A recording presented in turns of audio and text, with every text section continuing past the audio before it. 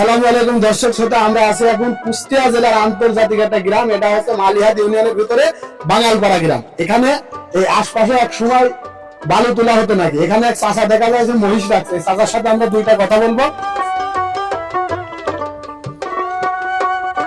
চাচা আসসালামু আলাইকুম। চাচা বর্তমান এটা মানে গ্রামের ইতিহাস আমাদের বলেন, এখানে আগে বালু তোলা হতো? হ্যাঁ, বালু তোলা হয়েছে, এখন ধানের আবাদ হয়েছে। মানে বালু তোলাটা কিভাবে মানে হয়ে গেল? বালু তুলিতে জমি নষ্ট হয়ে গেছে কি, জি, সেই জন্যই ধানের আবাদ হয়েছে। মানে এই এই এলাকায় আর কি কি আবাদ হয় চাচা?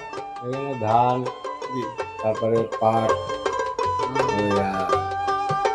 আলু, বাগুন, সব রকম আবাদই এখানে হয়। সব। তাহলে আপনার এই মহিষ কয়টা আছে বর্তমান? আমার দুটো আছে, একটা গরু আছে।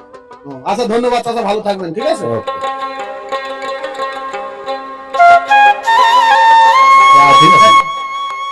দর্শক আসসালামু আলাইকুম। এখন আছি আমরা বাঙালপাড়ার ঐতিহ্যবাহী একটা নদী আছে এখানে, পাঙাশিয়া নদী। এই নদীতে এখন আমরা নিচে যাবো। এখানে মানান একটা সিঁড়ি আছে, সিঁড়িতে আমরা কেন্দ্রের নিচে ল্যাবে যাবো। দেখি এই নদীটা কিরকম।